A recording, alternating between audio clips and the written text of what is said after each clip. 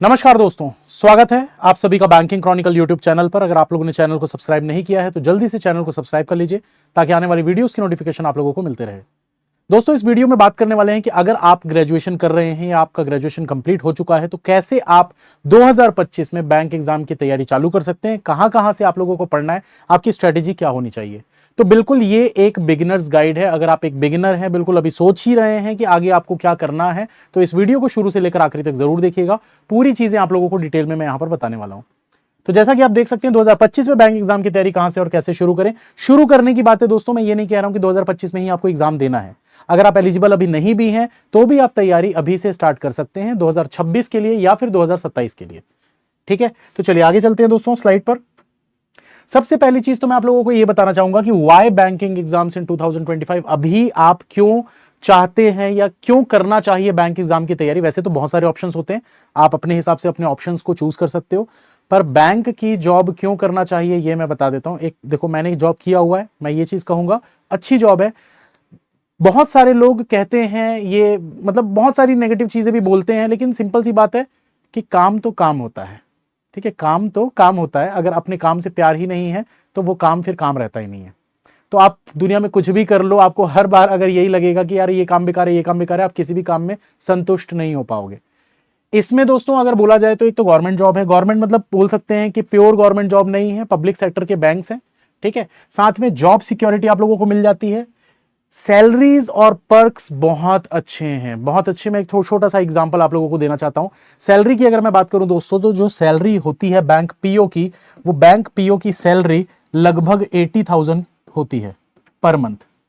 इसके साथ जो पर्क्स मिलते हैं, पर्क्स का मतलब यह है कि आप लोगों को जो फ्यूल पेट्रोल हर महीने का 30 से 35 लीटर पेट्रोल आप लोगों को मिलता है। मतलब अगर आप कार में भी जाना चाहो बैंक अपने, अगर आप 4-5-6 किलोमीटर के रेडियस में रहते हो और अगर आप कार में भी जाना चाहते हो तो पूरे महीने में जो आपका पेट्रोल खर्च होगा कार में या डीजल खर्च होगा, उसका रिम्बर्समेंट पूरा का पूरा मिल जाता है।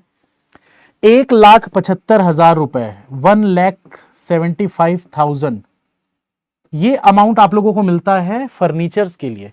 जैसे अभी आप ग्रेजुएशन करने के बाद बैंक में जॉब लग जाती है आपकी, आप पीओ बन जाते हैं, तो आपके पास अपना आप रेंट पे घर लेके जहां पर भी रह रहे हो, आपको पूरा फर्नीचर खरीदने के लिए 1,75,000 मिल जाएंगे, जिसमें आप वॉशिंग मशीन खरीद सकते हो, टीवी खरीद सकते हो, बेड खरीद सकते हो, सोफा खरीद सकते हो, फ्रिज खरीद सकते हो। जो भी आपकी जरूरत की चीजें हैं वो सब कुछ आप खरीद सकते हो। आपको घर से पैसे मांगने की जरूरत नहीं पड़ेगी। ये 1,75,000 आप लोगों को मिल जाएंगे और ये हर 10 साल में मिलते हैं। हर 10 साल में मिलते हैं। मतलब ये शुरू के 10 साल के लिए आप लोगों को ये मिल गया। 10 साल के बाद आपको लग रहा है कि यार फ्रिज खराब हो गया, कुछ और खराब हो गया, आपको दूसरा फ्रिज लेना है या कुछ नया बड़ा फ्रिज लेना है, तो आप फिर से ले सकते हो। तो तब तक तो ये बढ़ भी जाएगा। खैर 10 साल बाद की बात अभी से क्यों करें, अभी तो हम अभी की बात करें, प्रेजेंट की बात करेंगे। तो बहुत फायदेमंद चीज है दोस्तों। आप जॉब अगर ज्वाइन करते हैं, बहुत कुछ है, लीव्स वगैरह भी है, मैं सब कुछ अलग से वीडियो में बताऊंगा। अभी ये सब चीजों को डिटेल में बात नहीं करते, अभी बात करते हैं क्यों, किस लिए, कैसे, कहां से। ठीक है, वर्क लाइफ बैलेंस बहुत लोग बोलते हैं नहीं बन पाता है। देखो, ये बनाना पड़ता है। आप कहीं पर भी चले जाओ, बनाना पड़ता है, खुद से नहीं बनता, वो आपको बनाना पड़ेगा। यूथ के लिए बेस्ट ऑप्शन टीयर 2-3 सिटीज में, क्योंकि अभी की डेट पर जितने भी एग्जाम्स होते हैं, सबसे कंसिस्टेंट एग्जाम जो है वो बैंक एग्जाम्स हैं। हर साल होना ही है, वैकेंसीज आनी ही है और बहुत सारे एग्जाम है। मतलब आप ये मान के चलो कि शुरुआत के 5 से 6 महीने छोड़ दो तो पूरा आपका साल एग्जाम चलते ही रहते हैं, कंटिन्यू चलते ही रहते हैं। अब बात करते हैं दोस्तों कौन कौन से बैंक एग्जाम आते हैं। तो यहां पर दोस्तों कुछ बेसिक और मेन, मतलब जो मेन एग्जाम्स हैं उनके नाम मैंने लिखे हुए हैं। IBPS PO, IBPS clerk, SBI PO, SBI clerk, RRB PO, RRB clerk, RBI assistant और आरबीआई ग्रेड बी। इसके अलावा भी बहुत सारे एग्जाम्स होते हैं जो बीच बीच में आते रहते हैं, जिनके फॉर्म्स आप फिल कर सकते हो। ये तो मेन एग्जाम्स हो गए जो हर साल आने ही आने, ग्रेड बी को छोड़कर, आरबीआई असिस्टेंट को छोड़कर। ये जो 6 एग्जाम है ये तो होने ही होने हैं, फिक्स है एकदम। ठीक है, अभी नोटिफिकेशन कौन कौन सा आ चुका है, अभी आ चुका है दोस्तों एसबीआई पीओ का और आईबीपीएस पीओ का 2025 के लिए। अगर आप फिल करना चाहते हैं तो आईबीपीएस पीओ का आप नोटिफिकेशन फिल कर सकते हैं, क्योंकि एसबीआई पीओ का लास्ट डेट निकल चुकी है। तो आईबीपीएस पीओ का फॉर्म आप फिल कर सकते हैं। उसके लिए एलिजिबिलिटी क्राइटेरिया आपको पता होना चाहिए। तो एलिजिबिलिटी क्राइटेरिया भी मैं आप लोगों को बता देता हूं। तो एलिजिबिलिटी क्राइटेरिया जो है दोस्तों, एजुकेशनल क्वालिफिकेशन आपका ग्रेजुएशन कंप्लीट हो चुका होना चाहिए। अगर हो चुका है तो आप फॉर्म फिल कर सकते हैं, अगर नहीं हुआ है तो आप एलिजिबल नहीं हो। आप फिर अगले साल की तैयारी कर सकते हो या उसके अगले साल जब भी आप एलिजिबल होगे तब आप फॉर्म फिल कर सकते हो। एज की लिमिट अगर हम बात करें तो 20 से 30 है। 20 साल से 30 साल ये एज की क्राइटेरिया है। अब इसमें रिलैक्सेशन मिलता है, SC ST OBC और जो भी अलग अलग कैटेगरीज के हिसाब से रिलैक्सेशन है वो पूरा नोटिफिकेशन में आ जाता है। वहां से आप डिटेल देख सकते हैं किस कैटेगरी से आप बिलोंग करते हैं और आपकी रिलैक्सेशन एज कितनी है। ये बेसिक एज है 20 से 30 जो कि जनरल कैटेगरी की है, अनरिजर्व कैटेगरी की बोल सकते हैं। अब बात करते हैं दोस्तों 2025 में स्ट्रेटेजी स्टेप बाय स्टेप आप लोगों की क्या होनी चाहिए। मैं कुछ एकदम बेसिक सी चीजें बताऊंगा जिसको अगर आप फॉलो करोगे गारंटी है आप 1 से 2 साल के अंदर अंदर बैंक एग्जाम क्लियर कर लोगे। पिछले 10 साल के एक्सपीरियंस में दोस्तों मैंने कई सारे ऐसे स्टूडेंट्स को देखा है जो 3-3 साल तैयारी करने के बाद भी पेपर नहीं निकाल पाते और सही स्ट्रेटेजी सही गाइडेंस फॉलो करके कुछ बच्चे 8 महीने से 1 साल के अंदर भी जॉब ले लेते हैं बैंक में। सबसे पहले तो दोस्तों अपने सिलेबस को जानना बहुत इंपॉर्टेंट है। अगर आपको सिलेबस के बारे में नॉलेज नहीं है तो आप बैंक की तैयारी नहीं कर पाओगे या सिलेक्शन नहीं ले पाओगे बहुत जल्द। अगर आपको जल्द सिलेक्शन चाहिए तो सबसे पहले आपको अपने सिलेबस को समझना पड़ेगा कि सिलेबस में प्री में क्या है, मेंस में क्या है। प्री में कौन कौन से टॉपिक है जो हर साल पूछे जाते हैं, हर एग्जाम में पूछे जाते हैं, बहुत इंपॉर्टेंट टॉपिक कौन कौन से हैं जिनको आपको पढ़ना है, जिसमें आपकी कमांड बहुत अच्छी होनी ही चाहिए, ये सब कुछ आपको पता होना चाहिए। मेंस में कौन कौन से ऐसे टॉपिक है जिनको पढ़ना ही है, जिनके बिना सिलेक्शन नहीं हो सकता, क्या पढ़ना है क्या छोड़ना है, ये सारी चीजों के बारे में आपको पता होना चाहिए। स्मार्ट चेकलिस्ट को फॉलो करना। स्मार्ट चेकलिस्ट का मतलब क्या होता है कि आपको कब कहां कैसे और किस वक्त पे कौन सा सब्जेक्ट पढ़ना है। अब ये नहीं कि 10 दिन की छुट्टी पे आप गए हैं तो पूरा पढ़ना ही छोड़ दोगे। जैसे 10 दिन की छुट्टी में आप गए हैं तो आपके लिए इंपॉर्टेंट क्या है, करंट अफेयर्स, कि चाहे आप मैथ्स रीजनिंग की प्रैक्टिस भले छोड़ दो लेकिन करंट अफेयर्स आपका रेगुलर होना चाहिए, उस पर आप गैप नहीं दे सकते क्योंकि वो ऐसी चीज है जो पाइलअप होते जाती है और एक साथ जब बहुत सारा करंट अफेयर्स आप पढ़ोगे कुछ भी दिमाग में नहीं घुसेगा, इधर से घुसेगा इधर से निकल जाएगा। तो इसलिए ये सब आपको एक स्मार्ट चेकलिस्ट अपनी बनानी पड़ेगी कि मुझे क्या क्या करना है, कब किस दिन मुझे क्या करना है। ये आप ही बना सकते हो क्योंकि हर बंदे की अपनी अलग स्ट्रेटेजी होती है। मैं आपको बोलूं आप मेरी स्ट्रेटेजी फॉलो करो, नहीं कर पाओगे। हो सकता है कि आप नाइट पर्सन हो, आप रात में देर तक पढ़ते हो सकता है कोई दूसरा पर्सन अर्ली मॉर्निंग वाला पर्सन है, जल्दी उठ के सुबह 4 बजे पढ़ता है।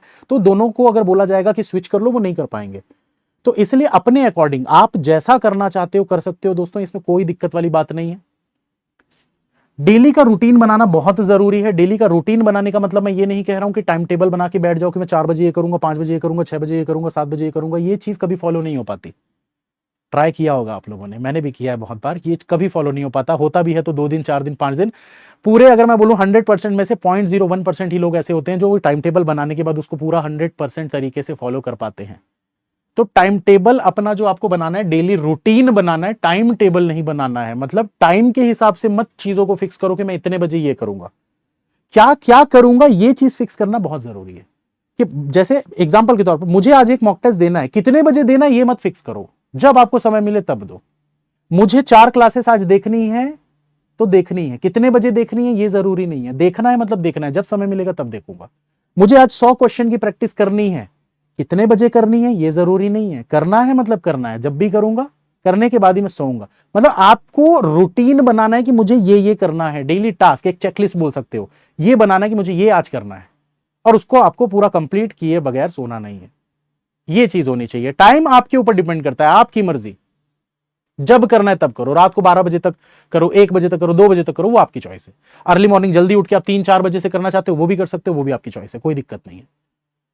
मॉक टेस्ट की प्रैक्टिस करना बहुत जरूरी है। बिना मॉक टेस्ट के आप एनालिसिस नहीं कर सकते कि आप कहां हो, कि किस चीजों में आप लैग कर रहे हो।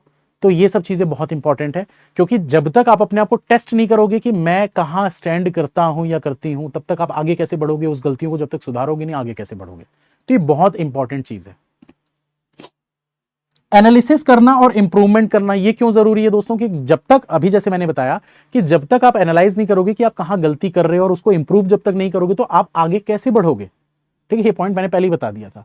अच्छा, आखिरी में दोस्तों आप लोगों के लिए एक बहुत बढ़िया चीज लेकर आ रहा हूं, तो जरूर आखिरी तक बनी रहिएगा, सुन लीजिएगा, बहुत इंपॉर्टेंट चीज है आप लोगों के लिए। इसके बाद दोस्तों बात करते हैं मॉक टेस्ट का प्लान। जब आप अपनी तैयारी चालू कर देते हैं तो मॉक टेस्ट में आप लोगों को करना क्या है, सबसे पहले आपको टॉपिक वाइज टेस्ट देने हैं। टॉपिक वाइज टेस्ट सबसे पहले मैं क्यों बोल रहा हूं, क्योंकि जब आप तैयारी चालू करते हैं टॉपिक वाइज अगर आप टेस्ट देते हैं तो आपको एक एक टॉपिक कंप्लीट होते जाएगा। मान लीजिए आपने आज से स्टार्ट किया तैयारी, अब आप कंप्लीट मॉक लेकर बैठ जाओगे, उसमें आपने सारे टॉपिक कंप्लीट ही नहीं किए हैं तो मॉक देने का कोई फायदा ही नहीं है। तो आप जिस टॉपिक को कंप्लीट करते जा रहे हो उनके टॉपिक वाइज टेस्ट आप देते जाओ ताकि आपकी प्रैक्टिस होते जाए। वीकली फुल लेंथ प्रीलिम्स के टेस्ट देने हैं, लेकिन ये करीब करीब 1 से 1.5 महीने बाद देना, जब आपका काफी अच्छा सिलेबस कंप्लीट हो जाएगा, और 1 से 1.5 महीने में काफी हद तक सिलेबस आपका कंप्लीट हो जाएगा प्रीलिम्स का। तो आप 1 से 1.5 महीने के बाद वीकली फुल लेंथ प्रीलिम्स के टेस्ट देना चालू कर सकते हैं। मेंस के टेस्ट आपको कम से कम 2 महीने के बाद देने, जब आपका प्रीलिम्स की पूरी तैयारी हो जाए और आप मेंस की चालू कर दें तैयारी, उसके बाद आप लोगों को मेंस के मॉक भी देना स्टार्ट करना है। मेंस के मॉक देना इसलिए जरूरी है दोस्तों, क्योंकि मेंस का और प्रीलिम्स में जमीन आसमान का फर्क होता है। प्रीलिम्स में क्वेश्चन जितने आसान होते हैं, मेंस में उतने ही हार्ड होते हैं। प्रीलिम्स में स्पीड की जरूरत है, तो मेंस में एक्यूरेसी की जरूरत है। क्यों? क्योंकि मेंस में नंबर भले कम आए, जैसे मैं एग्जांपल के तौर पर बता देता हूं, 250 में से 70-80 नंबर लेकर भी लोग सिलेक्शन ले लेते हैं, लेकिन वही प्रीलिम्स की बात की जाए तो 80 में से 78-79 भी कट ऑफ जाता है, 100 में से 90-90 कट ऑफ भी जाता है। तो आपको स्पीड चाहिए प्रीलिम्स में, कम समय में ज्यादा क्वेश्चन सॉल्व करना। लेकिन मेंस में आपको क्या चाहिए? समय आपके पास बहुत रहेगा, कम सॉल्व करो पर एक्यूरेसी के साथ सॉल्व करो। भले 12 क्वेश्चन बनाओ, भले 14 क्वेश्चन बनाओ, लेकिन वो सही होने चाहिए, गलत नहीं होने चाहिए, क्योंकि क्वेश्चन के लेवल भी वैसे ही होते हैं। प्लेटफॉर्म थोड़े से दोस्तों आप लोगों को मैं बता देता हूं यहां पर। जैसे यस मॉक तो हमारा ही प्लेटफॉर्म है, यस मॉक के मॉक टेस्ट आप ले सकते हो, बहुत ही कम प्राइस में आप लोगों को मिल जाएंगे yesmock.com पर जाकर। इसके अलावा कुछ और बेस्ट मॉक टेस्ट मैंने यहां पर लिख दिए हैं, आप कोशिश करिए कि 2 से 3 मॉक टेस्ट परचेस करें, ठीक है। मॉक टेस्ट के प्राइसेस बहुत ज्यादा नहीं होते हैं, यस मॉक का तो बहुत ही कम है, बाकी का मुझे नहीं पता है, आप देख लीजिएगा। 2 से 3 मॉक टेस्ट आपके पास होने चाहिए कम से कम। अलग अलग प्लेटफॉर्म के मॉक टेस्ट देने से आपका दिमाग ज्यादा तेज होगा, आपकी प्रैक्टिस ज्यादा अच्छे से होगी। तो अलग यहां पर नाम लिखे हुए हैं, आप इनमें से कोई से भी और चूज कर सकते हैं, जो भी मॉक टेस्ट आप लेना चाहें। इसके बाद दोस्तों मिस्टेक्स की बात करता हूं, जो कि आप लोगों को अवॉइड करना है। पिछले 10 सालों से जो मैं देखते आ रहा हूं, जो स्टूडेंट्स, जो बिगिनर्स होते हैं, वो क्या चीजें हैं जो गलतियां करते हैं। ये गलतियां आप नहीं करेंगे तो आपके लिए फायदेमंद रहेगा चीजें। सिर्फ यूट्यूब के वीडियोस देखते रहते हैं बच्चे, सिर्फ यूट्यूब पे वीडियोस देखते रहते हैं, ये चीज मत करिए दोस्तों। अगर आप एक बिगिनर हैं तो सिर्फ यूट्यूब के वीडियोस देख देख कर आप सोचोगे कि मैं सिलेक्शन ले लूंगा, हो तो सकता है कि आप ले लो, हो सकता है। लेकिन अगर आप चाहते हो कि आपका समय बर्बाद ना हो, जल्दी से जल्दी सिलेक्शन हो, तो कोशिश करिए कोई सा भी पेड कोर्स किसी भी टीचर का जो कम से कम प्राइस में आप लोगों को मिल रहा हो, जो आप अफोर्ड कर सकते हो, उसके ऊपर जाने का। या यूट्यूब पे भी बहुत सारे ऐसे हैं जो स्ट्रक्चर्ड वे में कोर्सेस होते हैं, जो कि टीचर सजेस्ट करते हैं, उनको देखना स्टार्ट करो। नोट्स बनाए बिना पढ़ना, नोट्स बनाए बिना पढ़ना मतलब कि हर जगह नोट्स बनाने की जरूरत नहीं होती, लेकिन जहां जरूरत होती है वहां पर भी बच्चे नोट्स नहीं बनाते हैं। तो दोस्तों एटलीस्ट जहां जरूरत है नोट्स बनाने की, वहां पर आप नोट्स बनाओ। मैं भी अपनी क्लासेस में बताते रहता हूं किस चीज को नोट करने की जरूरत है, किस चीज को नोट करने की जरूरत नहीं है। ज्यादातर रीजनिंग में चीजों को नोट करने की जरूरत नहीं होती, लेकिन कुछ चीजें ऐसी होती है जो मैं बोलता हूं कि यार इसको नोट कर लो, इसको कॉपी में अपने लिख कर रख लो, इसको आप रट लेना पूरा। तो वो सब चीजें आप लोगों को नोट्स बना के रखने चाहिए। मॉक टेस्ट का एनालिसिस स्किप कर देते हैं कुछ बच्चे, मैं भी करता था ये गलती जब मैं तैयारी कर रहा था 2015 के एंड में, 2016 में। तो मैं भी क्या करता था, मॉक देता था, नंबर देखता था, आगे बढ़ जाता था, फिर दूसरा मॉक देता था। ये गलती नहीं करना है। मॉक टेस्ट देना है तो उसका एनालिसिस करना है कि क्या गलती हुई, गलती क्यों हुई, कौन सा क्वेश्चन गलत हुआ, क्यों गलत हुआ, और जो क्वेश्चन आपने छोड़ दिए वो क्यों छोड़े, उसको बनाकर देखो। क्या वो बनाने लायक थे या सच में आपने स्किप करके अच्छा काम किया। तो ये सब चीजों को एनालाइज करना आपको बहुत जरूरी है अगर आप इंप्रूव करना चाहते हैं और आगे बेटर परफॉर्म करना चाहते हैं। तो लेट स्टार्ट करते हैं कुछ बच्चे, नोटिफिकेशन का वेट करते रहते हैं कि नोटिफिकेशन आएगा तब मैं स्टार्ट करूंगा, नोटिफिकेशन आएगा तब मैं स्टार्ट करूंगा। अभी भी कुछ बच्चे कमेंट कर करके पूछते रहते हैं, सर एसबीआई क्लर्क का नोटिफिकेशन कब आएगा, सर आईबीपीएस क्लर्क का नोटिफिकेशन कब आएगा, सर आरआरबी का नोटिफिकेशन कब आएगा। नोटिफिकेशन का वेट क्यों कर रहे हो, वो तो आ ही जाएगा जिस दिन आना है, वो तो समय पे एग्जाम हो भी जाएगा। वही 21 दिन का आपको एक स्लॉट मिलेगा कि 21 दिन में आपको फॉर्म भरना है, उसके 1 महीने के अंदर अंदर आपका कॉल लेटर आ जाएगा, 15-20 दिन के अंदर आपका एग्जाम हो जाएगा। वो चीजें सब समय पर होते रहेंगी। आप अपना समय बनाओ, आप अभी से स्टार्ट करो। आप क्यों वेट कर रहे हो यार, कब तक वेट करते रहोगे। तो लेट स्टार्ट करना कोई अच्छी चीज नहीं है दोस्तों, आपको जल्दी स्टार्ट करना चाहिए। अभी आज इसी वक्त स्टार्ट कर दो, ठीक है। तो ये कुछ गलतियां हैं जो कि आप अवॉइड कर सकते हैं। 5 सक्सेस के टिप्स, जस्ट उनसे ऑपोजिट बोल सकते हैं। जैसे डेली के 6 से 7 घंटे कम से कम आप पढ़ें, ठीक है, कोई बहानेबाजी नहीं, कम से कम 6 से 7 घंटा। और ये हर कोई कर सकता है, क्योंकि अगर आप बैंक में नौकरी लोगे तो आपको 8 से 9 घंटे जॉब करनी पड़ेगी, तो यही समझ के पढ़ लो। मैं तो 6-7 ही बोल रहा हूं यार, कोशिश करो 8 से 9 घंटे पढ़ने की, क्योंकि जब जॉब करोगे तब भी तो 8-9 घंटे आप जॉब करोगे। हाँ, ये चीज मैं इसलिए 6 से 7 घंटा इसलिए यहां पर मैंने मेंशन किया है, क्योंकि कुछ लोग वर्किंग भी है, कुछ लोग ट्यूशन पढ़ाते हैं, कुछ लोग पार्ट टाइम जॉब करते हैं, कुछ लोग वर्किंग वाले हैं जिनके पास फुल टाइम मतलब जॉब कर रहे हैं और सिर्फ उनके पास पार्ट टाइम ही होता है पढ़ने के लिए। तो उनके हिसाब से मैंने 6-7 लिखा है, आप इसको अपने हिसाब से एडजस्ट कर सकते हो। प्रीवियस ईयर के क्वेश्चंस को देखना है, लेकिन उनको सिर्फ एनालाइज करना है दोस्तों, सिर्फ एनालिसिस करना है। आप सिर्फ उन्हीं को बना बना के प्रैक्टिस करते रहोगे, सोचो कि उन्हीं में से आ जाए, तो ये बैंकिंग में नहीं होता। बाकी एग्जाम में होता होगा मुझे नहीं पता, लेकिन बैंकिंग में ऐसा नहीं होता। पिछले 8 से 10 सालों में मैंने ये चीज नोटिस किया है कि कोई भी पेपर का क्वेश्चन रिपीट नहीं होता, पैटर्न रिपीट होता है। पैटर्न मतलब कि सिलेबस रिपीट हो सकता है, सिलेबस भी नहीं, मतलब टॉपिक्स रिपीट होते हैं। जैसे अगर आ रहा है सिलॉजिज्म तो सिलॉजिज्म आएगा, ओनली अ फ्यू वाला सिलॉजिज्म आ रहा है तो ओनली अ फ्यू वाला सिलॉजिज्म आएगा, पर वही सेम क्वेश्चन नहीं आता। तो आप सिर्फ प्रीवियस ईयर के क्वेश्चन को देख के एनालाइज करिए कि वो क्वेश्चन के लेवल क्या थे, आपसे बन रहे हैं कि नहीं, इजी थे, हार्ड थे, आपसे गलती तो नहीं हो रही, बना पा रहे हो कि नहीं बना पा रहे हो। तो बस ये सब चीजें आप लोगों को देखनी है। डाउट सॉल्विंग ग्रुप, अब डाउट सॉल्विंग ग्रुप का मतलब ये नहीं है कि आप यहां पर बैठ जाओ और टेलीग्राम में सर्च करने लग जाओ डाउट सॉल्विंग ग्रुप, कोई ग्रुप मिल जाए, क्योंकि वहां सिर्फ बतियां ही बतियां होती हैं, मतलब बातचीत ही होती रहती है, बतियाते ही रहते हैं लोग, कोई डाउट वाउट सॉल्व नहीं होता। हेलो नेहा कैसी हो, बस यही चलता है वहां। तो इसलिए ये सब चीजों में आप लोगों को नहीं पढ़ना है। डाउट सॉल्विंग ग्रुप का मतलब ये है कि अगर आप कोई लाइब्रेरी जाते हैं, कुछ अच्छे स्टूडेंट, कोई सीनियर आपसे वहां पर अगर बैठे हैं जो ऑलरेडी एग्जाम देके बैठे हुए हैं, आप उनके साथ एक ग्रुप बनाओ। ग्रुप बनाओ मतलब कि उनसे दोस्ती करो, उनसे पूछो, अपने डाउट्स क्लियर करो। आपको जो चीजें आती है आप किसी दूसरे को सिखाओ। चीजें जब आप कोई चीज सीख के दूसरे को सिखाते हो ना, तो वो चीज आप जिंदगी भर भूलोगे नहीं। तो इसलिए डाउट क्लियर करने का मतलब सिर्फ ये नहीं है कि दूसरे से पूछना, डाउट क्लियर करने का मतलब ये भी होता है दूसरे को बताना। तो दोनों चीजें करनी है। अब आप अगर लाइब्रेरी जाते हैं या आपका फ्रेंड सर्कल है, जहां पर भी आप पढ़ रहे हैं, जो भी बैंक की तैयारी कर रहे हैं, कोचिंग जा रहे हैं, जो भी आप कर रहे हैं, वहां पर एक छोटा ग्रुप, बहुत बड़ा ग्रुप भी नहीं होना चाहिए, 10-15 लोगों का, 2-4 लोगों का ग्रुप रहे, अच्छे स्टूडेंट्स का ग्रुप बनाइए। इस टाइप के स्टूडेंट्स का ग्रुप मत बनाइए जो पढ़ाई लिखाई में ज्यादा ध्यान नहीं देते हैं, सिर्फ टाइम पास के लिए पेपर, घर वालों ने बोला फॉर्म भर दो, भर दिए, ऐसे लोगों के साथ ग्रुप नहीं बनाना है। फिजिकल और मेंटल फिटनेस बहुत आपकी जरूरी है दोस्तों, ये मैं बहुत बार बोलता हूं, फिजिकल और मेंटल फिटनेस जरूरी होना जरूरी इसलिए है क्योंकि अगर दिमाग और शरीर साथ नहीं देगा तो क्या तैयारी करोगे यार, क्या ही तैयारी कर लोगे, कुछ नहीं कर पाओगे। फिर एग्जाम के समय में अगर मेंटल स्ट्रेस में रहोगे तो एग्जाम पेपर बिगाड़ के आ जाओगे। जितना किए कराए पे पानी फेरना बोलते हैं ना, वो हो जाएगा। अब पछताए का हो तो जब चिड़िया चुग गई खेत, तो जब एग्जाम ही बिगाड़ दोगे उसके बाद फिर क्या, पूरा साल तो बर्बाद हो जाएगा। इसीलिए फिजिकल और मेंटल हेल्थ आपकी अच्छी होनी चाहिए। अच्छा खाना खाइए, अच्छा खाइए, ठीक है। अच्छा मतलब बोल सकते हैं कि थोड़ा सा मेडिटेशन वगैरह करिए, 10 मिनट का ही, 10 मिनट भी काफी होता है यार, मैं करता हूँ 10 मिनट, काफी अच्छा मतलब लगता है। Revision is the key, revision करना बहुत जरूरी है। ये रिविजन किस चीज के लिए बोल रहा हूँ दोस्तों, कंसेप्ट के लिए। जो कंसेप्ट होते हैं वो हम भूल जाते हैं। जैसे अर्थमेटिक में बहुत सारे स्टूडेंट्स बोलते हैं कि सर हम कर तो रहे हैं लेकिन हम भूल जाते हैं। भूल इसलिए जाते हैं क्योंकि आप उसका रिवीजन नहीं करते। तो रिवीजन करना बहुत जरूरी है। जीके में बहुत ज्यादा जरूरी है रिवीजन करना। रीजनिंग में मेरे सब्जेक्ट में आप लोगों को रिवीजन करने की जरूरत नहीं पड़ेगी, सिर्फ और सिर्फ practice practice practice practice practice practice, सिर्फ प्रैक्टिस करना है और कुछ नहीं करना है। रीजनिंग आपका बहुत शानदार तरीके से हो जाएगा। अब दोस्तों यहां पर मैं कुछ आप लोगों को एंड नोट देना चाहता हूं, इसके बाद मैं कुछ चीजें आप लोगों को बता दूंगा जरूर। सबसे पहले तो दोस्तों स्टार्ट अर्ली, जल्दी स्टार्ट करिए और कंसिस्टेंट रहिए। जल्दी स्टार्ट करिए का मतलब क्या है, नोटिफिकेशन का वेट नहीं करना है, आज से अभी से इसी वक्त से स्टार्ट करना है।